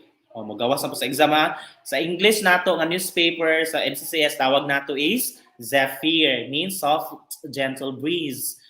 In Filipino na publication magawas ta maghimutaan na kalamag, K-A-L-A-M-A-G. Kalamag, actually that's a binukid term. Binukid na siya nga word which means hangin or wind. Di ba? Mura gyapon siya Zephyr pero hangin siya. Kalamag. Okay. Diane Castillo, that's that journalist for sports. Editorial journalist, student journalist, mao na siya tawag sa inyo mga campus journalist or CJ. CJ, campus journalist. Mga batang manunulat. Mao na ang tawag sa inyo. Then editorial board, these are the group of people nga staff ni Salano or staff sa aning newspaper na. Of course, we have the editor-in-chief, we have the news writer, feature writer, science writer, editorial writer, cartoonist, photojournalist, manis sila. Then, editorial policies. Yan. Meron, dapat, it's an act. All schools, lahat ng paaralan ay kailangang may student publication. There shall be, 3 categories. We have pang college, mayroong pang high school, and then of course pang elementary. Ano ba ang aims? Ano ba ang target? Ano ba ang goals ng student publication ng ating Zephyr o ng Kalamag? Meaning, atong panana is to train the students. I-train mo, no? Tuluan mo about application of communication arts in journalism. About communication arts. O, di ba? Ang ani, we are very lucky kay niabot na ni you are actually very lucky kasi elementary pa lang gitrain na mo about mass communication. Kung gaon-saon na nilang Corina Sanchez, kana sila. Kini siyang mascom nga, kining atong journal, kining SPJ, wala siyang mascom. It's a course, no? Sa college pa ni siya nga course, no? Unta. Pero kung gipadala sa high school, appeal na to, gi-insert diri sa elementary sa SPJ. Yan. And it's a batas, it's a law. Technical skills in journalism. You will learn technical skills in journalism, technical skills, how to write news, how to take photographs, how to sa journal photojournalism, pagkuha picture, natsada nga picture, winning picture, how to write news, how to write editorial, how to write feature. Yan. How to write a column. Yan. How to make a newspaper, 4 pages atong ipabuhat sa inyo. Yan. Broadcasting, saan pag-istorya dila nga dili mabulol-bulol nga makadaog sa contest. Yan. That's part na sa atong radio broadcasting. Responsibilities of a journalist, no? Meron din kayo dapat responsible kayo about sa freedom of the press, freedom of expression, freedom of speech. But this freedom, itong lahat ng kalayaan ito ay may of course may katapat na tungkulin. Kalayaan, di ba siya rights, and of course you have your responsibilities. So you have your rights, we have our rights as journalists, as campus journalists, but of course you also have your responsibilities. Okay. Otherwise, kung mo go against ka sa imong responsibilities, makasuhan ka og libel. Libel na dayon. Makasuhan ka, gidaot nimo si kuan, gidaot nimo si libel man na siya. About plagiarism. Plagiarism, I'm going to type in the spelling for libel. Yan, libel. Then plagiarism. Kaya pa at least makadungog mo ana. Bawal po ang libel at saka yung plagiarism. Libel, imong gidaot, giistoryahan o dili mao ang isa ka tao, libel. Labi na wala ka ebidensya. Yan, bawal po tayo magganyan, no? Tapos si plagiarism po, yan po ang inaangkin. It's actually plagiarism, it's like cheating. Ninakaw mo, it's theft. Okay? Ninakaw mo, kinopya mo. Yan, it's cheating, plagiarism. Kinopya mo yung ideya ng iba. Inangkin mo. Hindi yun sa'yo. Okay? Okay na siya kuan imong gihulam, okay na gihulam tapos imong gi-cite ang source iyang pangalan, di ba? O sabi ni kuan na din kay iyang quote pagkaadto ni kuan tapos unsa din ang iyang isulti din nimo ang iyang pangalan kung imo siyang gi-copy. Pero wala nimo gibutang iyang pangalan, imo na to giangkon nga imuha. Okay? So that's wrong. Makasuhan pug kaan ng plagiarism, bawal siya. Yan. Use of student publication in support of the educational development in becoming responsible and intelligent. Yes. Student publication po nasa para proactive po tayo, no? Hindi po tayo mag-rebuilding. Katuduan ni dapat ang inyong kini inyong atong campus journalism, katuduan mo nako para ma-promote about sa ang common good sa eskwelahan para sa pambansang pagkakaisa, progress, para makatabang mo sa Pilipinas, no? Dili para daugton ang Pilipinas. Okay? In becoming responsible and intelligent. Social awareness. Aware ka dapat being a news writer and an editorial writer. Being a journalist, you should be socially aware. Dapat alam mo anong nangyayari, anong kaganapan, kinsa to ang presidente nga gadagan, nag-file ng kandidacy, kinsa na po ingon ni ani, kinsa ito si Maria Ressa, unsay na iya nadaugan, unsay problema sa atong katilingban, unsay bagong issue. Dapat chismoso ka, but be careful with the word chismoso, no? Chismoso ka, but back up with evidence, may data. Yan. You should have the nose for news. Dapat kabalo ka mura kang kuan ba kanang di ba pag-abot mo sa balay nga kuan nagluto imong mama, layo napalangay ka sa pritan. Gana-ana na ka. oh, sa giluto ng ma, wow, lumot kayong spaghetti. Yan. Ingana dapat as a news writer or as a journalist, now you should have the nose, N-O-S-E, nose for news. Yan. Socially aware ka. Nose for news. Yan. Alam mo ang mga kaganapan sa komunidad sa Pilipinas. Advance students' rights, you are going to advance or to promote students' rights and promote their welfare. Yung mga kauban ng mga kabataan, mga bata dyan, ikaw ang magiging bosses. Ikaw as a journalist, campus journalist, writer, ikaw ang mamamahayag ka, ikaw ang mag-represent, ikaw ang bosses ng mga batang ito na makasama mga classmates mo sa Central. Okay. Yan.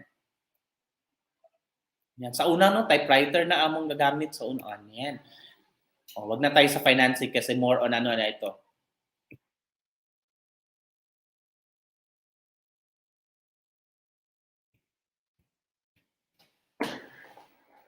O, kailan ito na ang Campus Journalism Act of 1991, kailan ito? This is very important. Take note, July 5, 1991.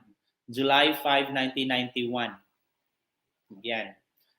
1991, this was by the then president. Ang president ani nga time nga nag-sign ani, nag-signature ani nga batas was the late Corazon Cuanco Aquino, ang mama ni Chris Aquino o ni ex-former president na napatay na pud, no?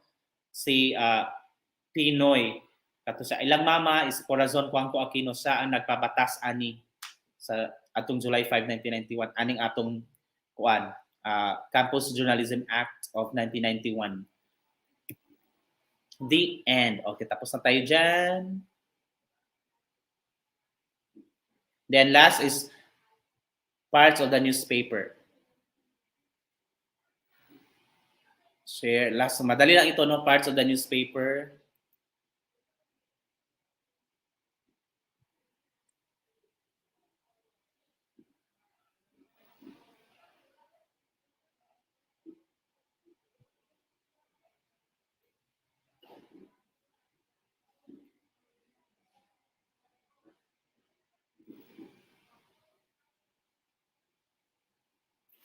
Okay, campus journalism. Yeah. Sections or parts or pages of a campus paper. Take note or kung di mag-take note, at least mag-screenshot, ha? We have, of course, the front page, editorial page, sports page, special features or features page. Yan.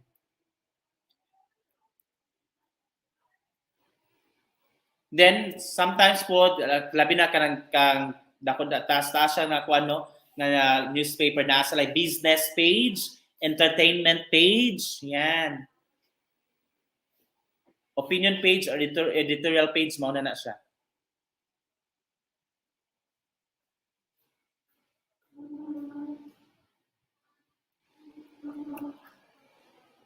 Then in the front page, you can have there the local news, foreign news. Ang sa front page dapat ang front page kasi tinatawag nga siya nga newspaper kasi nga it's more on news. It's a paper that has news. Kaya nga front page pa lang dapat about news gud siya. Okay? Ang front page pa lang news. So, front page makikita mo diyan local news, foreign news, dateline news, weather news, index. Ang index yan yung what you see inside pages, ano? Kay butang nimo diyan mura siya advertisement or trailer. What to be seen, what are the other things na makita nimo dito? Index lang siya, picture lang siya. Yan. Anong nasa front page again? Local news, basta mga balita. Na local news, foreign news, or international news yan. Dateline news, weather news. National news, may national news din yan. Okay, let's talk about local news. Ang local news, this is the news that takes place within the country. Actually, sa ato kan the news, ang local news that can be national news and yung local news. Okay? Yung news within the country, that's national news. And then local news. Ang local news good diri sa ato sa Malaybalay, sa Bukidnon, sa Mindanao. Ang national news good sa tibuok na sa Philippines. Then of course the international news. Yan si local news. Dapat as a journalist, alam mo kung anong nangyayari dito sa Malaybalay, sa anong silingan din na. Like last week lang, bago lang, no? Katong nabutong Granada, nga namatay dito sa landing ba to, di ba? Or katupong bag-upot sa Ipasugong ata, or ay sa Kalasungay, na nag-surrender ng mga rebel, nag-surrender, ay mga nakitaan, nagikalot ang mga armas, mga pusil, no? Gilubong sa mga rebelde, dira sa Kalasungay. Oh, sa pagibag-o sa within Malaybalay ng mga balita.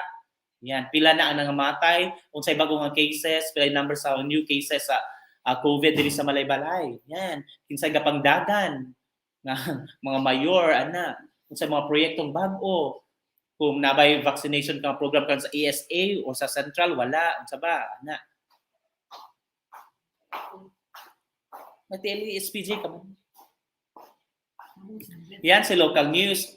Ang news is news within the country that can be national news, mas malaking balita yan, and then ang local news. Okay? Then foreign news or international news. Ito ngayon ay news that takes place outside the country. Okay? Yung mga balita tungkol sa yung bagyo na nagkuan dito nga dagan namatay dito no sa lain nga nasod, bag-ulang no. O unsay bag-o nga balita sa US. Okay, gikan sa US dito saan sa tunga country nga namatay. Yan. Or bagong balita nga yan, anything international news or foreign news na sila outside the Philippines. Then we have the Dateline news. A Dateline news from the word date, an out-of-town news story. It is introduced by a dateline which states the place from which a story was reported, the date and the source of the material, if not written by the local staff. Dateline news. Yan. It's that news na meron siyang, ang first nga word or first nga part niya is ang date, kung kano sana siya naitabo o gisulat nga balita. It's that Dateline news. Then we have the weather news, Kuya Kim. Usually a boxed forecast nga makita siya actually kung sa newspaper sa taas nga part sa newspaper, di ba? Weather news. Forecast of the area, sometimes a temperature, wind directions, and velocities, or kung may bago bang inaasahang bagyo, no? Yung mga ITCZ, ano ulit yung ITCZ? Intertropical Convergence Zone. Yan, sa PAR or Philippine Area of Responsibility, nakapasok na ba? Kailan ba magla-landfall ang bagyong ito? Yan, saan magla-landfall ang bagyong ito? Ang temperatura, kung unsa kainit, unsa kabugnaw, unsa oras mo siga, ay mo kuan ang adlaw, unsa oras siya mo baba, unsa oras mo ulan, unsa ana, no? Ang weather news. Ana, asa dapat ulan, pila ka percentage ang chance na mag-ulan. Yan. Unsay dapat dalon sa mga katawhan, magdala magpayong. Ana. Then we have the index. Yes, it's a slug line indicating an important inside page story and the page where it is found. Ito nga yung sinasabi kong index. Sa front page gapon siya makita sa index, pero iyang content ana iyang full coverage or full nga write up, full topic niya, full issue, full nga article is nasa sulod sa kwan. Ang iya lang tong murag title lang, din picture din gibutang sa usually sa taas na siya nga part. Anyway, I'm going to have the later no if I can show you these parts later. I'm going to look for that file or maybe next week, next issue nato before ta mag-go into news writing good. Now, what are other things found in front of the page? Ito na ngayon.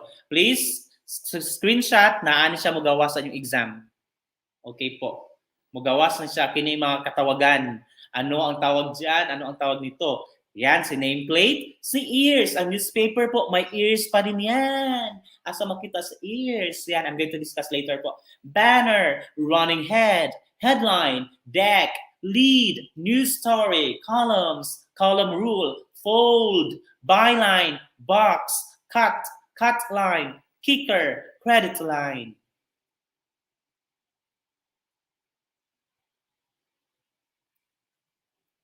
Anyway, I'm going to discuss that. Then, aside from that, I'm going to give you photocopies of this, no? Then I'm going to give that to your SPJ teachers, sa inyong advisors, para sila mag-atas sa'yo. Para pag-answer niyo sa atong summative test, naa sila, naamoy something to read on. Aside from this, maka-review mo, no? Na dito tanan. Ato itong history, mag-atag yapon ko. And try to find that asa na to akong copy, ana. Plus, I remember last year, nagatag ko ani sa inyo, grade 5 and grade 6 karon, di ba? Nagatag ko ani sa inyo about something to read. Nameplate. Ang nameplate, of course, mo ni ang pangalan sa imong newspaper. Dapat nakasulat na dira. Bawal nga na newspaper niya, walay pangalan, wala gibunyagan. So nadra nakasulat sa front page, The Zephyr, the official student publication of Balay-Balay City Central School. Di ba? Nadra. It's engraved or printed name of the newspaper. Yan, si Zephyr. Or Manila Bulletin na makita gid dako kay nga pagkasulat no sa usually sa taas top nga part sa newspaper sa front page good, pinaga first page good. Or a Philippine Daily Inquirer. Balanced views, balanced news, fearless views. The truth shall prevail. Philippine Star. So magkuna-una sa kung atong kuano sa atong Zephyr. The Zephyr ay kabalo na ko. Children's views on today's news. Mga akto Zephyr. The Zephyr. Children's views on today's news. Mga na siya nga tuwa. Yan. A nameplate po ang tawag dyan. Kung asa nakasulat na ang pangalan sa newspaper nato. Then we have ears. What are ears? Okay. Mura sa atong ulo, di ba? Ang ears nasa kiliran. Sa atong left and right. Di ba? Kini atong ulo, kung sa kuan pa na din na, mura sa atong ulo, mura sa atong nakabutang na ang atong nameplate. This is the Zephyr sa ulo. Dili dayon sa left and right na ay boxes. Di ba? Mura siya ang boxes sa atong tapad, sa atong sa taas, sa atong newspaper. Nice small boxes in the left and right. They are called ears. We have the left ear and the right ear. Nada nakasulat, nakabutang usay ang logo or ang motto sa newspaper. Or sometimes ang ibutang nila kay weather news. Yan. Ears. The small boxes tapad beside the nameplate ang ears. Okay? Banner. What's a banner? The banner is the main headline. Okay, the principal headline bearing the boldest and biggest type. It is the title of the most important news of the day, which is called banner news. Ang pinaka-importante gyud nga issue nga balita anang adlaw ang tawagan na sa iya banner. Makabalo mo nga siya ang banner kay siya ang pinakadako nga pagkasulat, naka-bold. Sabihin pong bold, nakabaga ang pagkasulat sa iya. Tapos ka-cross na siya, no? Makita sa nimo nga naka-cross gyud siya from left part of the newspaper until the right. Nagkuan gyud siya, nitabok na siya sa kanang sa newspaper ang banner. It's called the main headline. See, banner. No playing there, please. Yan ang banner. The next, running head. It's a head or headline made up. Pag sinabing head or headline, yan po tawag natin dyan ay title. Or sa kwan pa, that's the headline or ulo ng mga balita. Para sa mga nagbabagang ulo ng mga balita, narito. Yan. Title po ang tawag natin dyan. Headline or head made up of two or more lines. So running head. Then we have the headline. That's our title. The title of any news story. But for news and sports, we call that headline. For feature and editorial, we call that title lang. Okay? But sa balita, we call that headline. The word headline is used only for titles of news stories. Yan, sabi ko, news at saka sports writing. Thus, the various rules for writing it. Then again, feature and editorial writing, that's called a title. Title lang po ang tawag sa kanya. But for news, that's headline. Deck. A deck is a subordinate headline placed immediately below its mother headline, also known as bank or readout. Please screenshot. Sa deck po, Mura siya sa inyong category, di ba, na kay double deck, di ba? Na kay first layer, second layer. Linya na siya sa balita, okay? Na kay main headline, ay kaduwa din ana, it's a deck. Lead.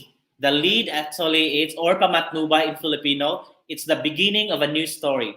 It can be one word, it can be a word, a sentence, or a paragraph. Ang pinaka first paragraph, first word, or first sentence of your news or your article, that's called a lead. Okay? L-E-A-D. It may be a word, a group of words, a sentence, or even a paragraph. Yan. That's a lead. Then we have a news story. A news story, that's now the whole story, the whole article. The whole story of an event composed of the lead and the text, which is the elaboration of the lead. Ang kabuuang balita na po ang tawag dyan. Kabuuang balita. Okay? Of course, it starts with the title or your headline, then your lead, and then secondary lead or your nut graph, then your body of the newspaper, news story, and then your ending. Then we have the columns.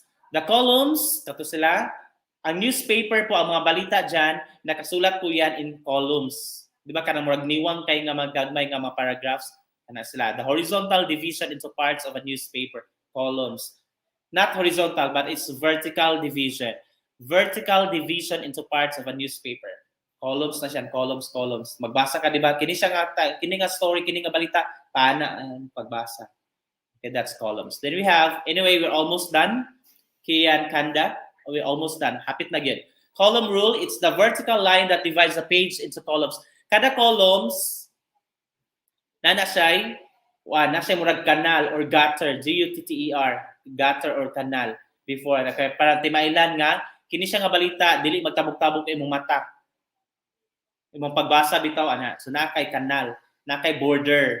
That's the column rule. The vertical line that divides the page into columns. Most pages of newspaper are divided into columns with a space usually 1 m wide. This space is called the sunken rule, or column rule, or sunken rule. Then we have the fold. The fold, it's actually the imaginary horizontal line that divides a newspaper equally into two parts. For example, I have here a newspaper or a paper. A piece of paper. For example, this is our newspaper. Ang fold po, that separates the top fold and then the bottom fold. Imo lang siya tungaon, then of course the center fold. Yan. Horizontal line that divides, ana siya. Tungaon, fold. Pag fold nimo sa papel, ana. So ibig sabihin niyan, kita siyang top fold and then bottom fold. Part, taas nga part, and then lower nga part. Mana siya, pag-divide na to top fold and yan, fold.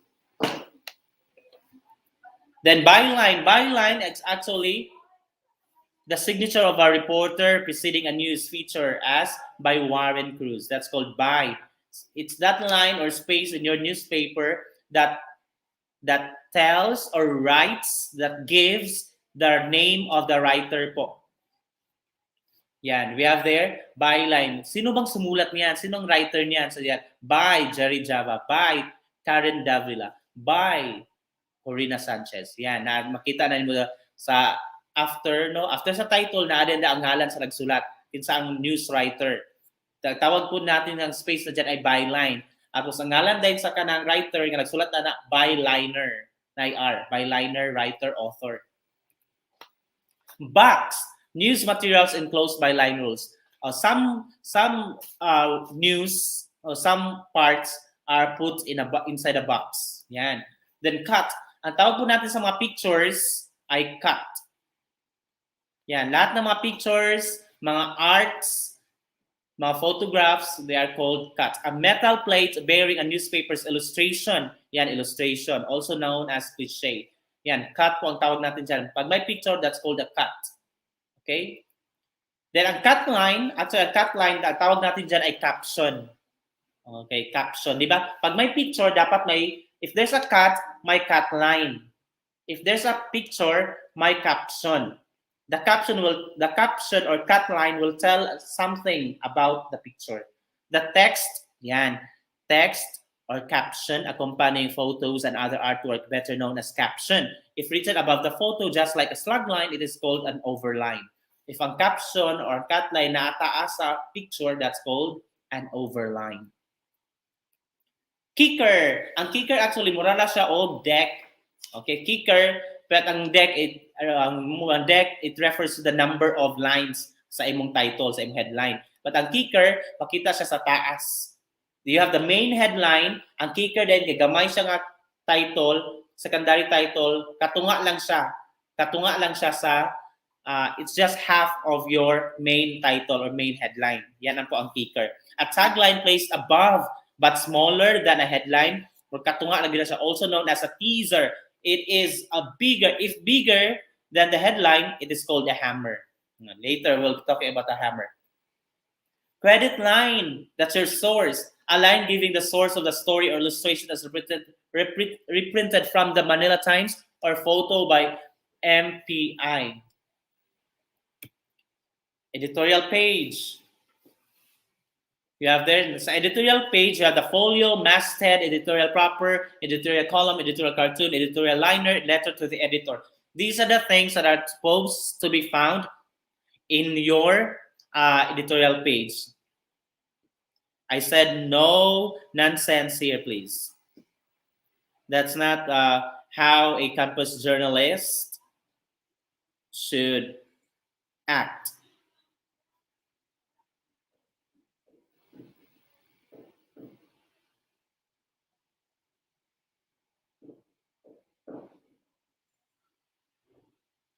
There, I'm almost done. What are these folio? Folio, it consists of the page number, date, publication, and name of the newspaper usually written on top of the page. This is also found in the other pages. Yan po ang tawag natin dyan, folio. My page number, my date, at saka yung volume number ng newspaper nyo. Masthead, it's just like a masthead actually. It's actually mula siyang nameplate, pero dito siya makita sa inside pages.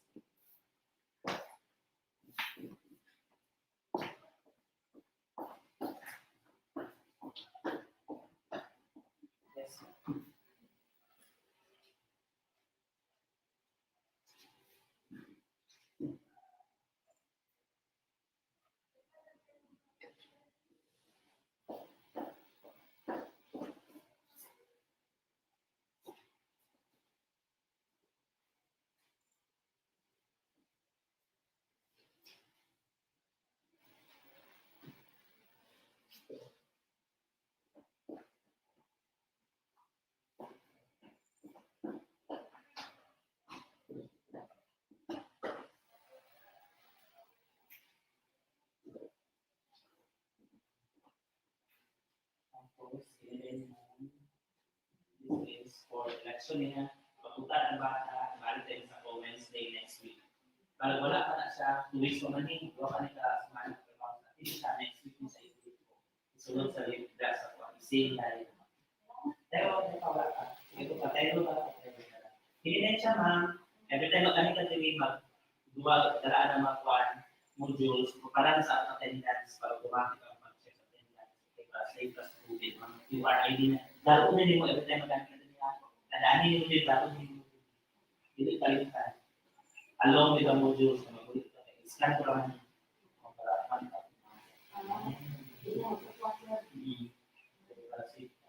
Wala niya kung sino makatagabay sana mo sa pipa.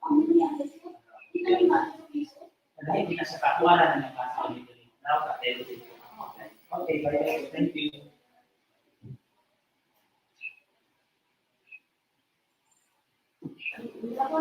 Opo. Thank you.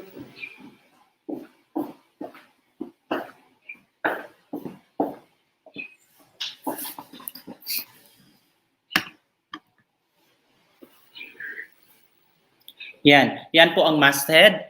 Wala pa rin siya, para siyang logo names of the staff.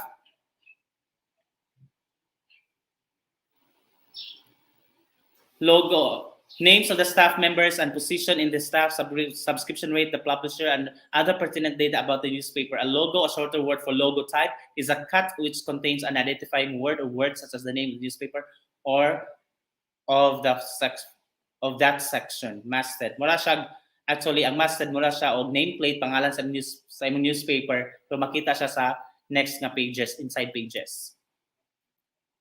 Then of course, you have the editorial column sa imong editorial proper. Sa isa ka newspaper, isa lang din ang editorial ang makita dira, okay? Isa lang ka editorial. Ang editorial walay pangalan. Ang uban nga mga balita, uban nga mga articles, uban nga gisulat na ay pangalan sa kinsa nagsulat no, na ay byliner. Pero kini sa editorial, isa ka editorial, main editorial niyo, wala siya pangalan dapat ka editorial siya. It's a commentary written by any of the editors who comments or gives the opinion of the staff or of the whole paper on various subjects. It is a stand of the paper. Yan po ang opinion, paniniwala ng lahat ng mga ng organisasyon ng the whole newspaper. Dili na siya idea sa isa ka writer. Kaya nga walang pangalan. Okay?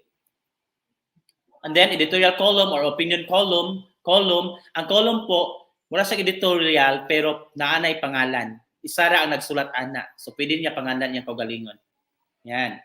Then editorial cartoon, drawing, no? Nadira, tapad niya sa editorial. Usually a caricature. Pag sinabing caricature, drawing. Emphasizing a simple point. Usually humorous.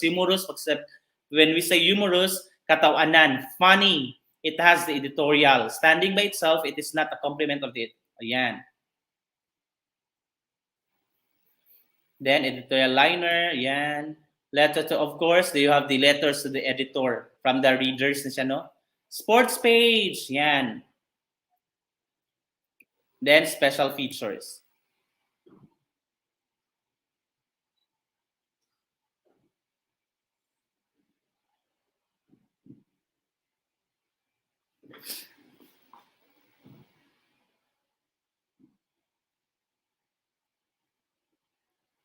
Okay, I see that only few are here. Wala ta nagabot og 100, no? Pero I'm afraid nga kung magbaling ko sa Google Meet, basin mao na yung damudagan din kay Tato. So I will try next week nga magbalik ta Google Meet.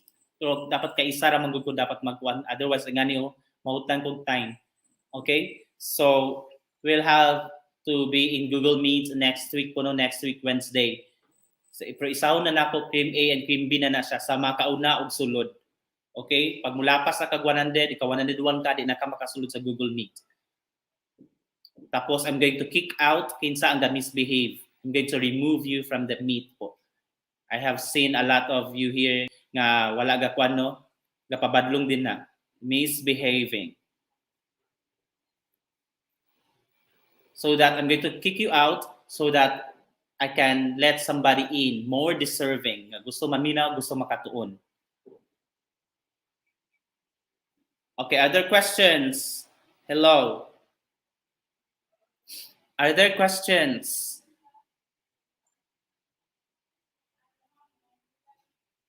Cream class, grade 6, ang gold pa po ang mabibigyan ng SPJ na modules. 33, isa-isahan mo ana. Then next week dayon mag-exchange with aya pa din si Cream A ang Aquamarine. Okay? I hope ang grade 4 and grade 5 na you were given your modules, SPJ modules already.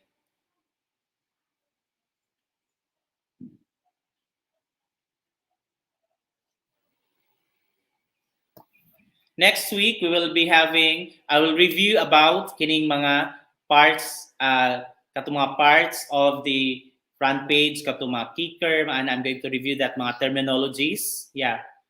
Terms in kinisa. I'm going to review you on that before I proceed to paragraph writing, then news writing. Ang news writing will spend mga 2 weeks, 3 weeks ani. Okay, pag first grading na. Okay? Second grading pa mag-feature o mag-editorial atong uban nga mga topics. Okay, there being no questions, other questions? Because it's already 11:10. I believe others are already hungry. You can actually eat there. I won't see you at home. Whatever you are doing there, as long as you are listening and taking down notes. I hope you have with you your SPG notebook while listening to me. I hope na mo SPG notebook na nag-take down kayo ng notes. Aside from the screenshot, dapat mas maka-remember mo tarong kapag isinulat niyo po yan. Mao nang ma-bright mo kung magsulat. Kung isulat ninyo, aside from screenshot, aside from listening, isulat na sa ninyo. ug mas madumduman daw kuno ako, this is according to research, kung ang gisulat nimo kay blue ball pen. Mas madumduman sa utok nga kay blue ball pen imong gigamit. Dili black. Okay. Now you know. Okay. Bye. This has been Teacher Jerry. Are there questions? Okay. Bye. I guess kaya raman next week nato nga mag-Google Meet ta. But kay isa ra ko dili ko mag-Cream A tanan, Cream B tanan. Kay isa ra ko around next week Google Meet sa paunahan nga kinsay gusto interested makatuon sulod early. Bye.